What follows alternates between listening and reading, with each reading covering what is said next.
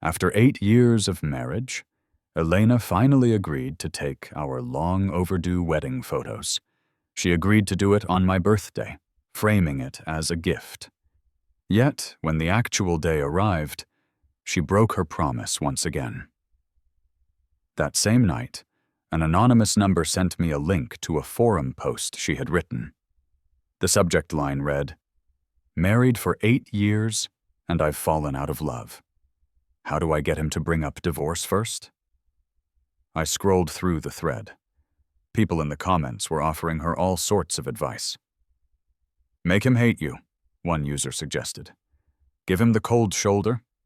Hurt him with small things, little indifferences, and let the disappointment pile up bit by bit.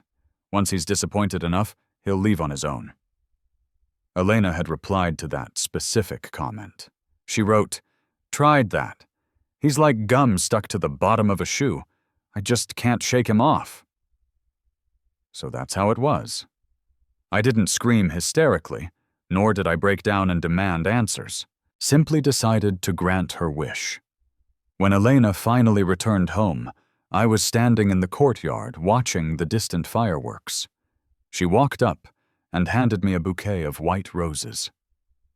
"I missed your birthday because of a business trip last week," she said, her face smooth with practice.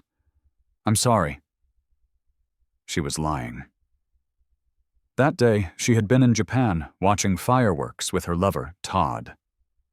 "Caleb, happy birthday," she said, her tone unusually gentle. In the past, hearing her speak to me with such softness would have moved me to tears. Now, looking at the blooming fireworks in the night sky, I said nothing. Elena paused, sensing the coldness, then pulled an exquisite box from the flowers and held it up to me. It was the luxury brand watch I had wanted when we first got married. Back then, we were strapped for cash, so I couldn't bear to spend the money on it. "I finally managed to buy the watch you wanted during this trip abroad," she said, a hopeful smile on her lips. "Do you like it?" I turned my face to look at her and chuckled softly, a dry sound. "Did the fireworks at the festival look good?" Elena's face changed instantly, her body freezing in place, as if the temperature had dropped 20 degrees. My phone suddenly lit up with 2 incoming messages. One was from an old friend of my mother's, my former piano teacher. "Caleb, you haven't played in many years due to your hand injury. Starting over will require a huge price, and success isn't guaranteed. Are you sure you want to play again? Please reconsider. It will be too difficult for you. I'm afraid you'll just end up in pain later." I replied quickly, my thumbs moving without hesitation. "I've thought it through. I'll be troubling you from now on." The other message was from Lily, my childhood friend. "Caleb, I heard you're preparing for a comeback. I know a hospital that specializes in physical therapy for musicians. When are you free? I'll take you there." I used to be my teacher's proudest student. I started learning piano at the age of 3, received a professional music education, and won numerous awards in international piano competitions. That was my life, until one business dinner where I blocked a red wine bottle someone threw at Elena. It smashed into my left hand, injuring it severely. After that, every time I practiced for too long, it would hurt. After half an hour, severe pain would radiate through my whole body. I tried all kinds of rehabilitation back then, but eventually stopped due to the unbearable pain. I remember breaking down in the hospital. Elena hugged me, her eyes red, apologizing over and over again. "Caleb, it's all my fault," she had sobbed.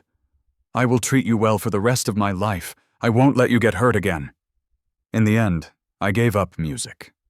I became a full-time house husband, managing the household for Elena so she could focus on her career.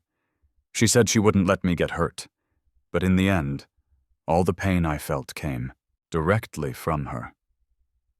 When I married Elena, there was no wedding, no dowry, not even decent rings.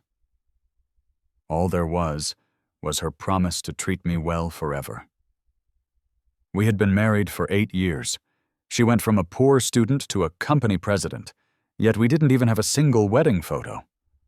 After begging for a long time, she finally agreed to make it up to me on my birthday. But that day, wearing my suit, I waited all day at the studio only to receive a text message saying, "Something came up at the company. Have to go on a business trip." I called her immediately. The phone connected for a second, then immediately turned off. The photographer noticed my embarrassment and awkwardly said we could shoot another time. I took off the suit and left under the strange, pitying gazes of the staff. On the ride home, watching young couples laughing and chasing each other on bicycles through the window, I remembered the past with Elena. That was when we first got together. We rode bicycles, through the crowds, past blooming flowers, heading toward the sunset. She would pedal hard and shout, "I, Elena, will love Caleb forever."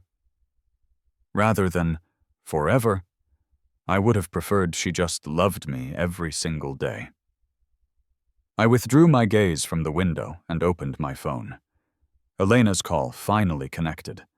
A clear male voice came from the other end. "Hello?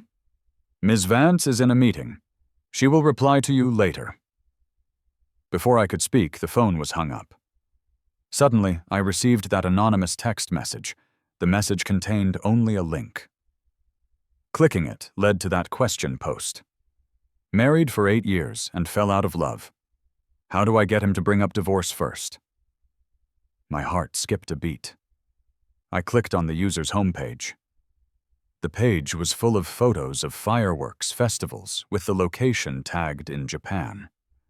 I scrolled down and found a photo of 2 people kissing under a sky full of fireworks. The caption read, "Fireworks festivals should be spent with the one you love."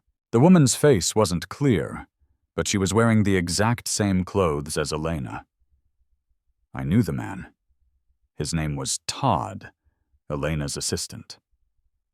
Trembling, I switched back to the question post. "My husband has been with me for many years and suffered through the hard times. Now life is good, but I met my true love.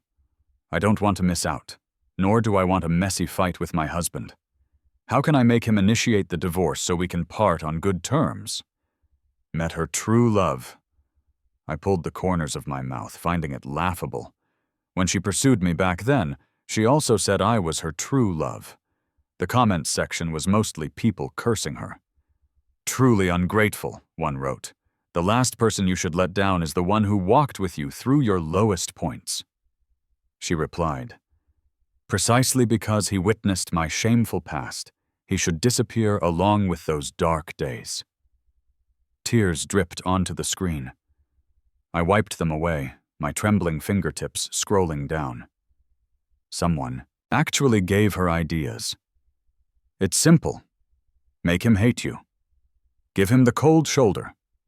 Hurt him with small things, and let the disappointment pile up bit by bit. Once he's disappointed enough, he'll leave on his own. She replied to one. Tried that. He's like gum stuck on a shoe. I just can't shake him off.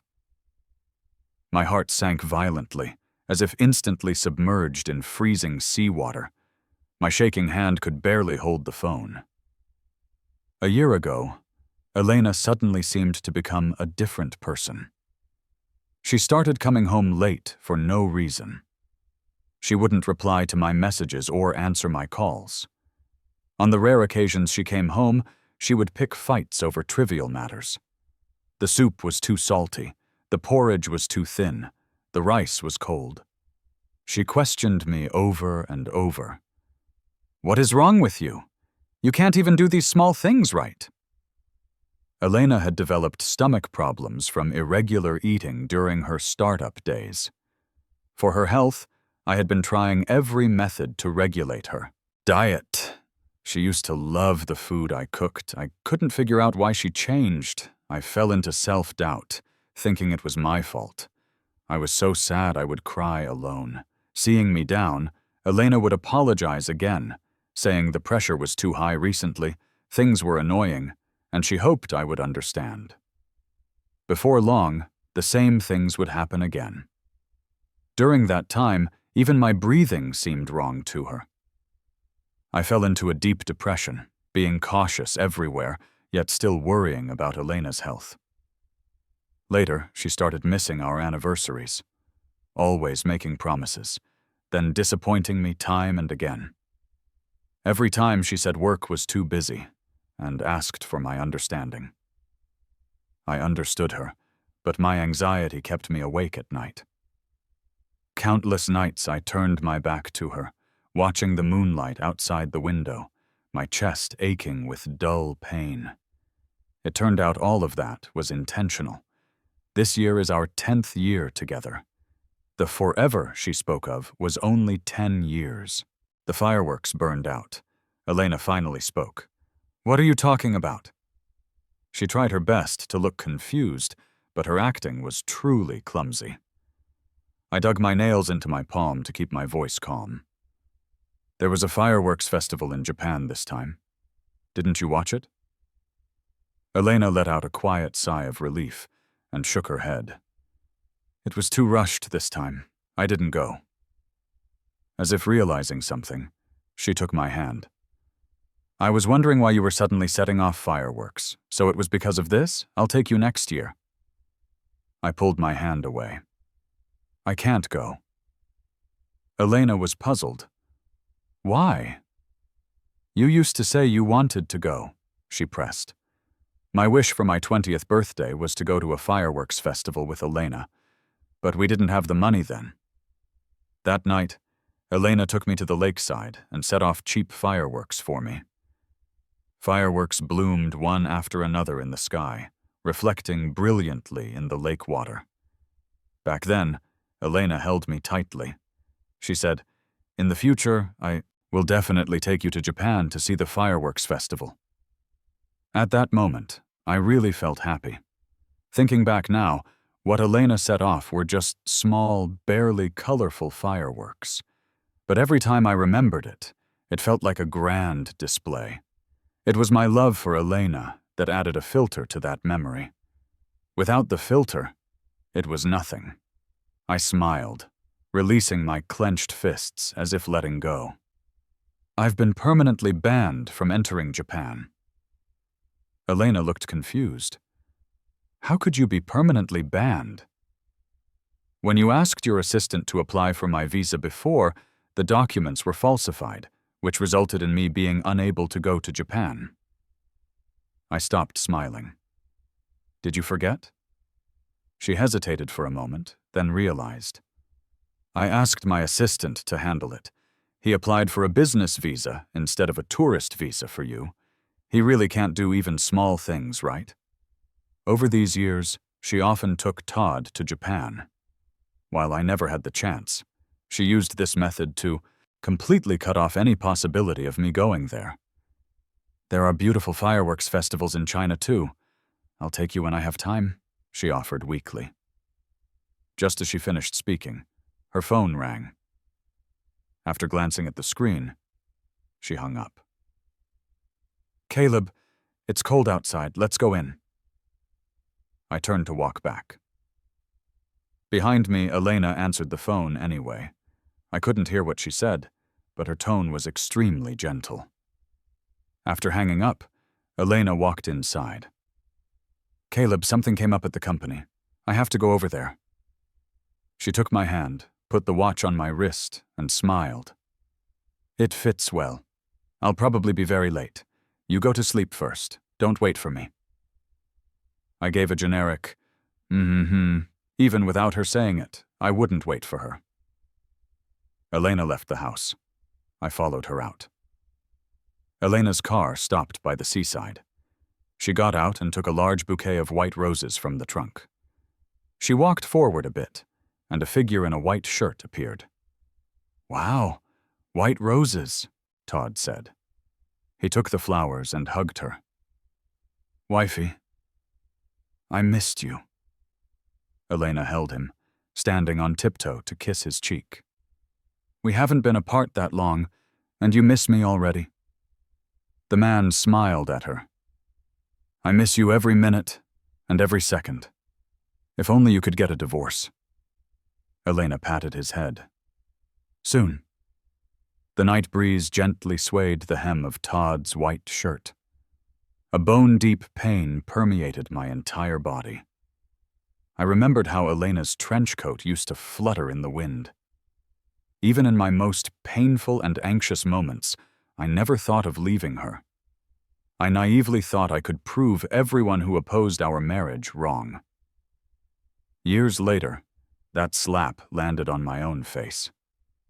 It really hurt. Bang. A loud noise interrupted my thoughts.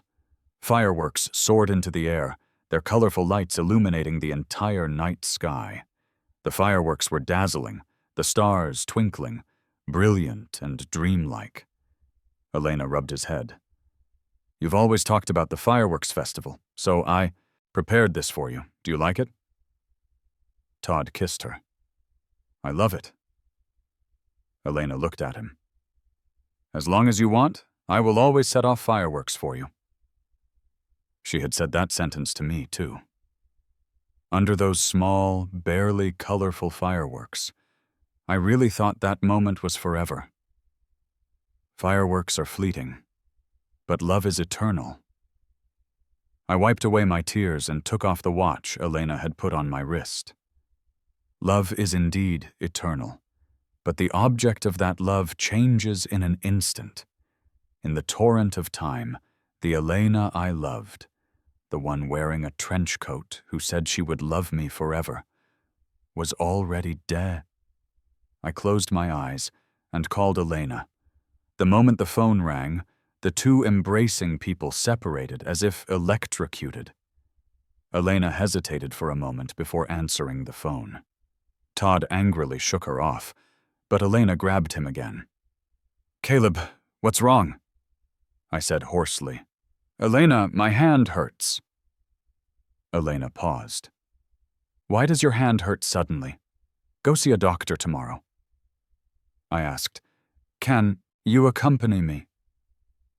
Elena paused again. "I have to go on a business trip." I slowly curled up the corners of my mouth, tears sliding down my cheeks. "Your birthday is coming soon. Can you not go on a business trip that day? I've been learning to make cakes recently, and I've prepared a birthday gift for you." "Ms. Vance!" Todd deliberately raised his voice and shouted, "Mr. Sterling is here!" There was a sly smile on his lips. Many times when I called her, I would hear his voice. So they were together all those times. Elena paused. "I think I can." Todd shook off her hand again. Elena hurriedly grabbed him and replied to me, "I have something to do. I'm hanging up first." She hung up directly, not hearing the last sentence I said. "You will like it. The birthday gift I'm giving you." My teacher was right. Practicing piano after a hand injury is indeed painful. Every time I touched the keys, the fingers of my left hand curled up in agony. Pain, frustration, despair. I couldn't stop the tears from flowing. My teacher also advised me to give up. But this is the career I have always loved. I had tried to make a comeback before, but I couldn't even play a coherent piece. I could no longer perform on stage. Elena had comforted me then. "It's okay. I will always be your audience." She bought a piano for the house. She said as long as I played it, she liked it. But later, she dismantled that piano and built a glass cabinet. It was densely packed with stuffed dolls. She said seeing the dolls would make me happy. But actually, those were all dolls she caught with Todd. During this time, an anonymous number kept sending me photos, like the back view of Elena playing the crane game, like photos of Elena sleeping. A dense pain surged up from the bottom of my heart. I hurt so much I almost suffocated. I called Todd directly. "Why all the anonymous calls? You're already the third party. Are you afraid I'll find out?"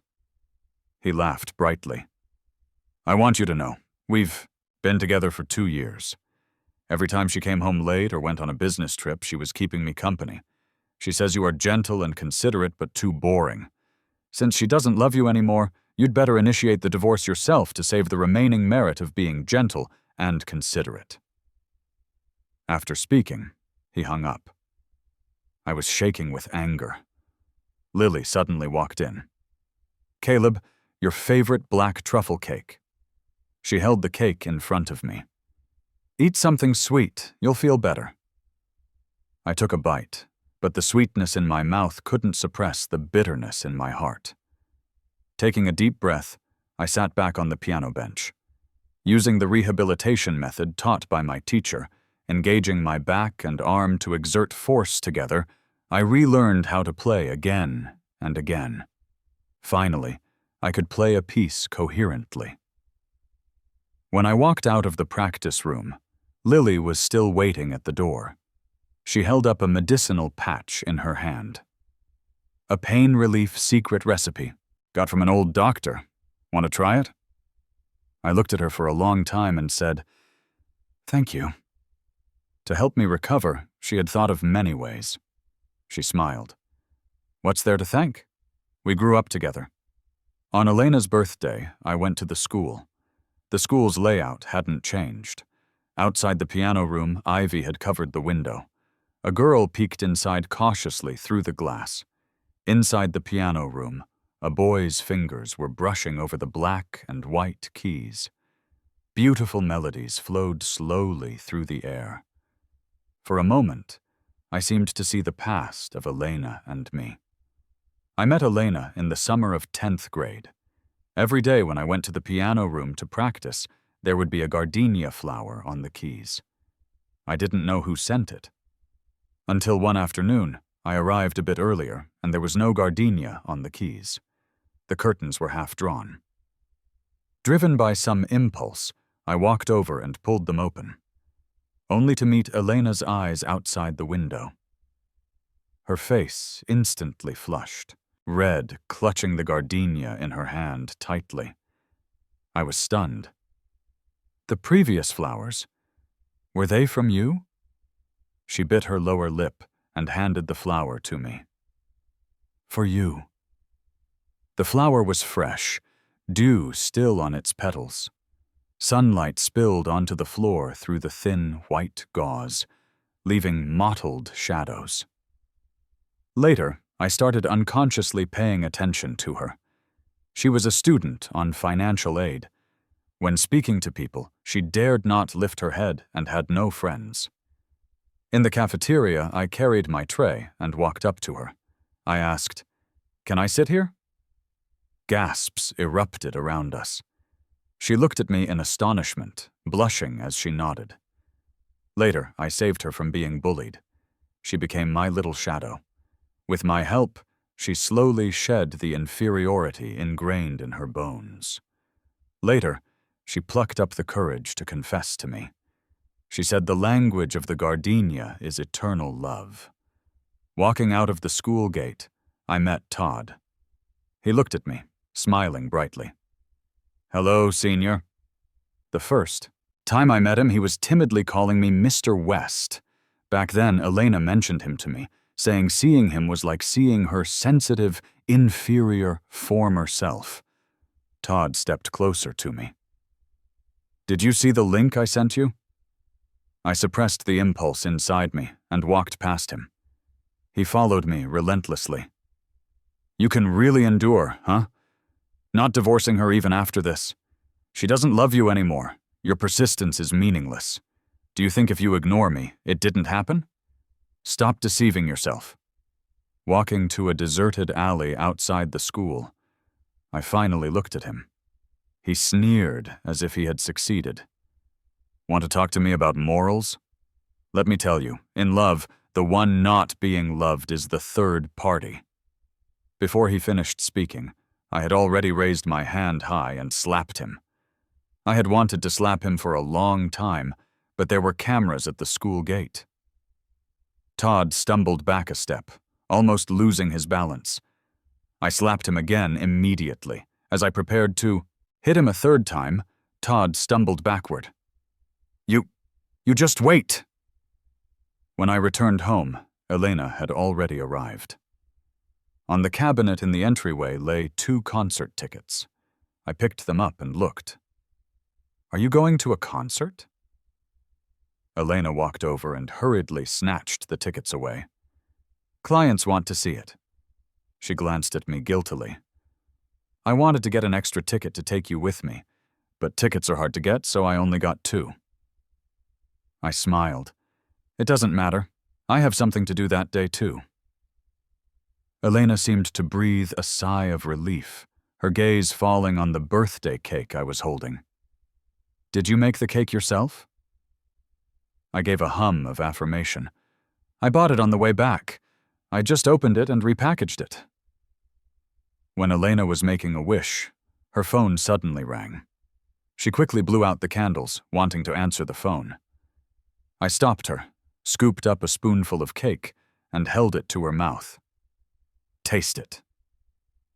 Elena took a bite. The next second, her expression changed and she spat out the cake. Inside the bright red strawberry jam, a cold silver light glinted. It was a needle. Elena was shocked and looked at me in panic. What is going on? I smiled. You only ate 1. Guess if there are more needles in the cake. Elena slammed the table, angry. Caleb, are you crazy? I placed the divorce agreement prepared by the lawyer on the table. Your birthday gift. Sign for it. Elena was stunned. What do you mean? I sneered. Stop acting. I saw the posts you made. I'm fulfilling your wish by initiating the divorce. Are you happy? Post? Elena looked at her phone in panic. Didn't I hide it? How could... She swallowed hard and looked up at me. You really want to divorce me? Funny, why do you look like that? Isn't this what you always wanted? By the way, you are the party at fault for cheating during the marriage. The divorce agreement stipulates that the majority of the asset division goes to me. If you don't agree, see, you in court. After considering it, contact my lawyer. The next day, Elena agreed to the divorce agreement. In the coffee shop next to the school, she stirred the coffee in her cup and smiled self-mockingly. I remember the first time I came here. You brought me. She looked up at me. I had never drunk coffee before. I was afraid you would tell, so I tried my best to pretend I knew how to drink it, even though it was bitter. But later I found out you didn't care at all. Later, I tried my best to get close to you, worked hard to become excellent, and fought desperately to become someone of status. I succeeded. But every time I see you, I remember that dark past. I gave a flat, "Oh," and looked at her mockingly. So you cheated. When you thought of that past, why didn't you think of the lunch I brought you when you were hungry at school? The reserve funds my dad secretly gave me that I gave to you during your startup? And how I stood up for you when you were bullied? An ingrate is an ingrate! Don't make these disgusting excuses. Anger tinged Elena's face. After so long, you are still the same, looking down from above. Just because of what you did for me back then. Do I owe you forever? Todd is very much like the old me. He says he isn't stingy with effort and isn't afraid of hard work. He only hopes to be worthy of me. I don't need to accommodate or please him. I can enjoy the feeling of being looked up to. I couldn't help laughing. Do you think if he met the old you, he would still love you? Elena froze for a moment and didn't answer. Love has always been equal. It is your pitiful and pathetic self-esteem that insists on distinguishing high from low. Admit it, your character is just inferior. You shift your affections once you succeed and change your heart once you have money. I stood up and splashed the coffee on her. Elena, someone like you deserves to rot in the mud for the rest of your life. The divorce procedures went quickly.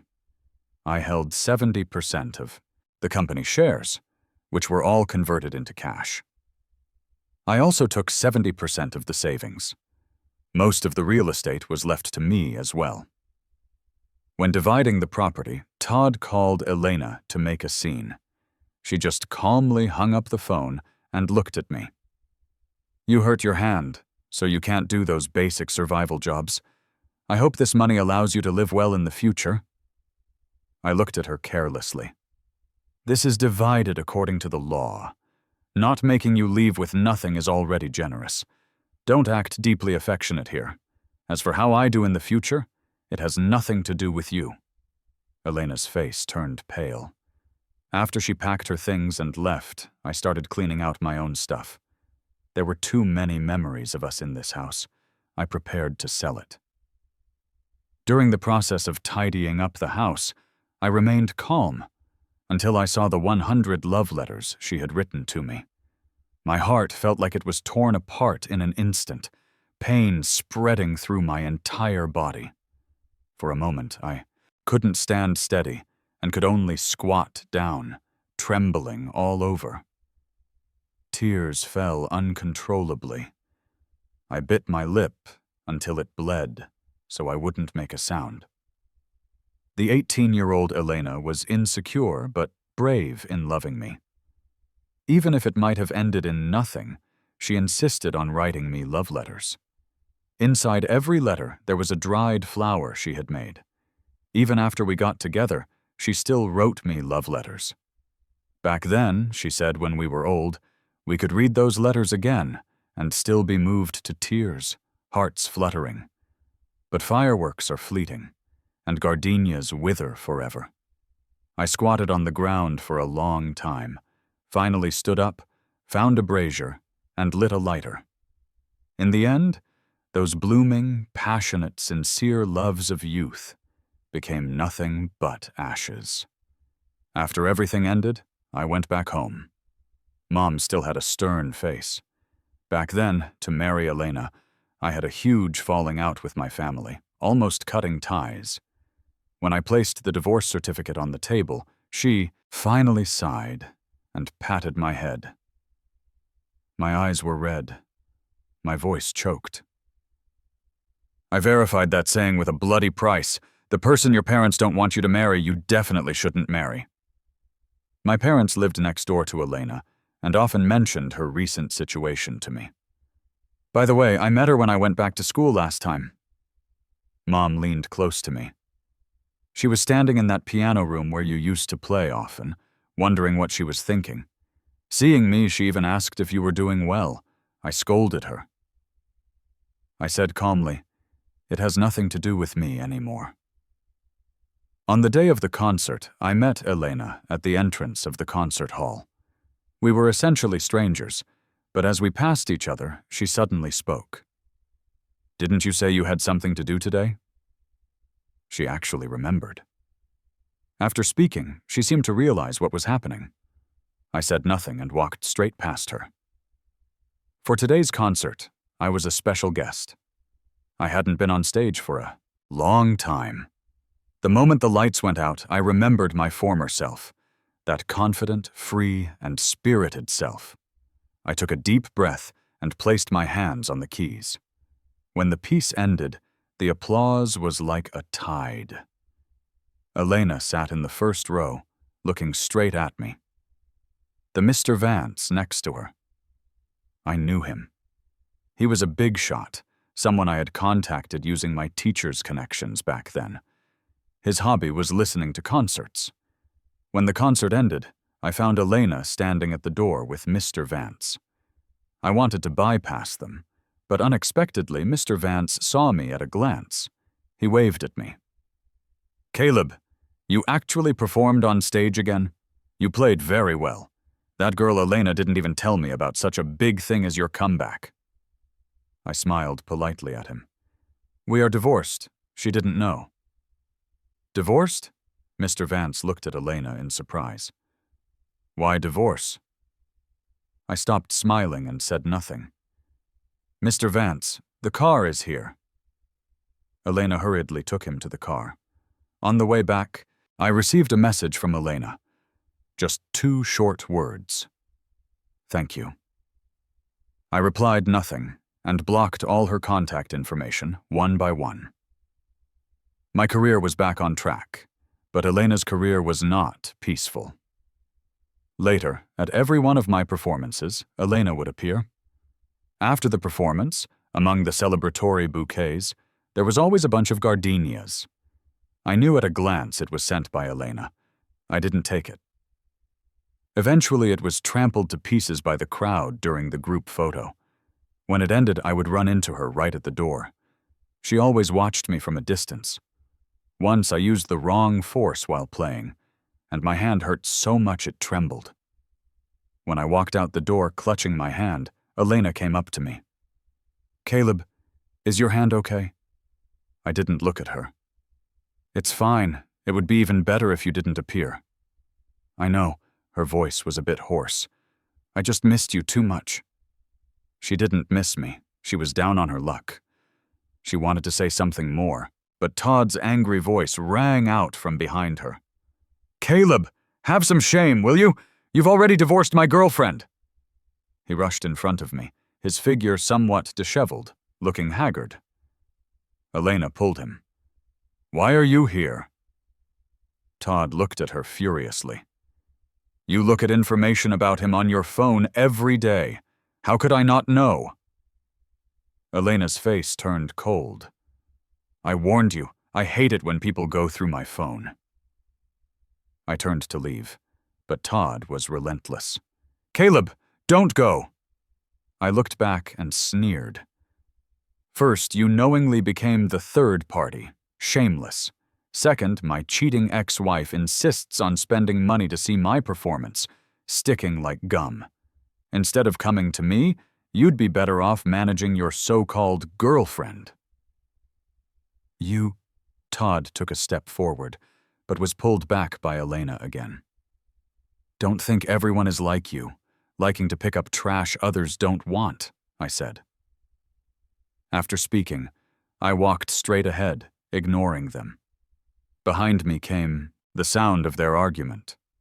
"Let's go! Don't make a scene here, Elena." "What do you mean? He hit me last time and you haven't helped me get back at him. Also, when will you give me a title? I've waited for you for so long."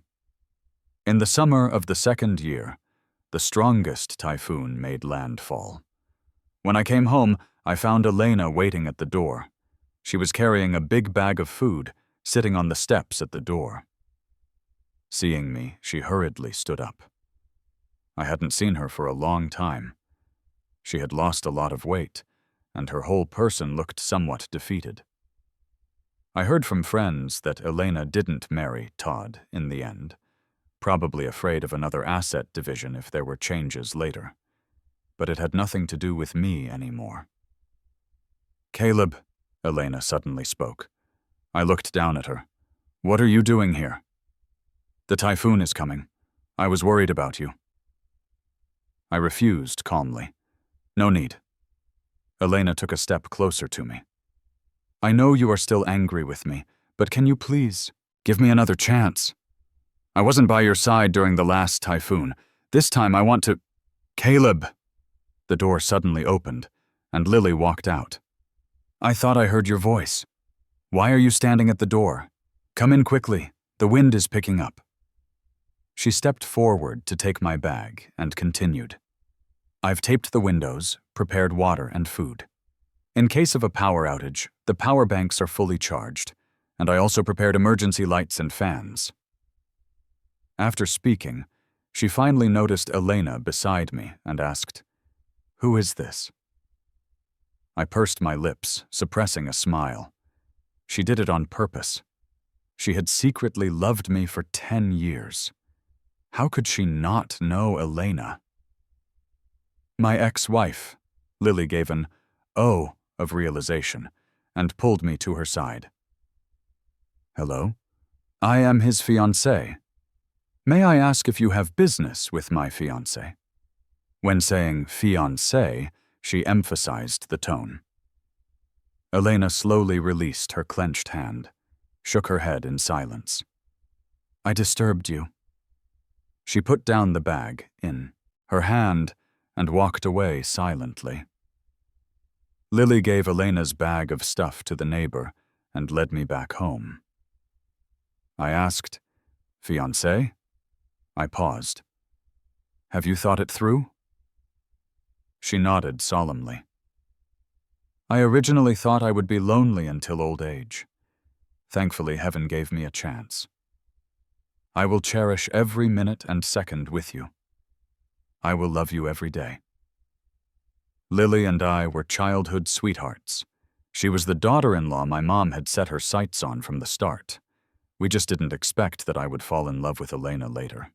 She was single when I got married, and she was still single when I got divorced. Then, she pursued me. After going around in circles, we finally got together. After getting engaged, our wedding was set. One night, I received a call from a stranger. I said hello 2 or 3 times, but no one spoke on the other end. Just as I was about to hang up, Elena's hoarse voice suddenly came from the phone. "Caleb," she said, "my stomach hurts." In the past, whenever her stomach hurt and she couldn't sleep, I would massage her gently and coax her to sleep. Her choking voice carried a heavy drunkenness. "Can we go back to the past? I was wrong. I was really wrong. Please forgive me." Just as I wanted to tell her to see a doctor if her stomach hurt, Lily poked her head out of the bathroom. She still had a mask on her face. "Caleb, come put on a mask quickly. We're taking wedding photos tomorrow. We need to be fully prepared." I smiled and answered her, "Coming right away." Coming back to my senses, the phone had been hung up. In the 2nd year of marriage to Lily, we had a lovely son named Noah. When our son was 3, we took him to the amusement park. There were too many people. Lily accompanied me to buy water while my father waited in place with Noah. But when we returned, my father said they got separated by the crowd. When he turned around, Noah was gone. As we searched in panic, the broadcast sounded, notifying us to go to the service desk. At the service desk, we saw Noah. My father hugged him tightly, wiping tears in self-blame. I asked him how he thought of coming here to wait for Mom and Dad. My son said sweetly, "An auntie brought me here." He turned his head to look. "Huh? Where did she go?" "The auntie was just here." Following the direction he was looking, I saw Elena's retreating figure. Even after many years, I recognized her at a glance. She was wearing the gray beret I once gave her, and she was shockingly thin. She walked forward with heavy steps, not looking back. I looked away, no longer watching her. Little did I know that would be the last time I ever saw her. For the school's 100th anniversary, I was invited back. After the celebration, a lawyer classmate who was close to Elena found me. "Caleb, Elena, I interrupted him. "We have nothing to do with each other anymore." He replied, "I know, but before she died, she left a part of her inheritance to you. Elena died of stomach cancer. I kept advising her not to work so desperately and to take care of her health, but she said she couldn't stop. If she stopped, she would have insomnia all night long. Later, she did chemotherapy and surgery, but it didn't help.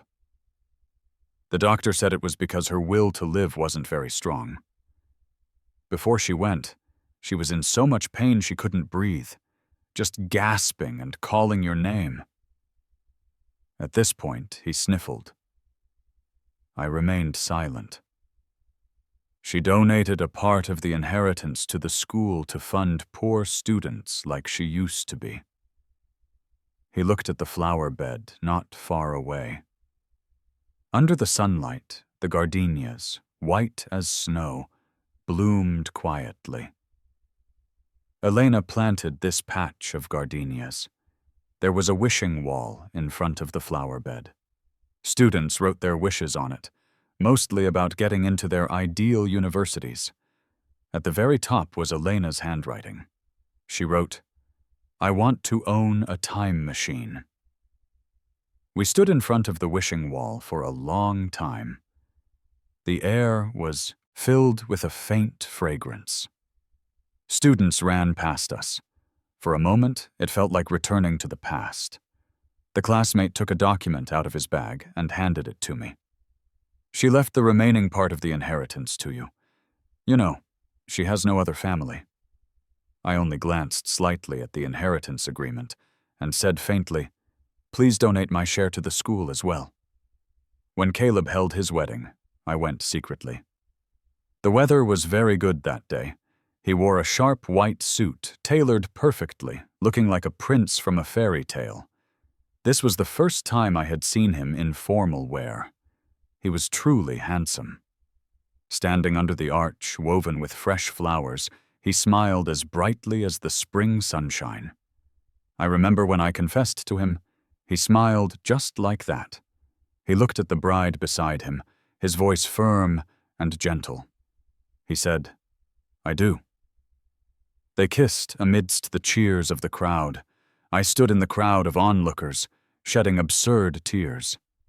Originally, he was my groom, but I didn't even accompany him to take wedding photos, let alone a grand wedding like this. He didn't mind at all back then. I was originally very happy. Now I can only be like a rat in the gutter, peeping at someone else's happiness.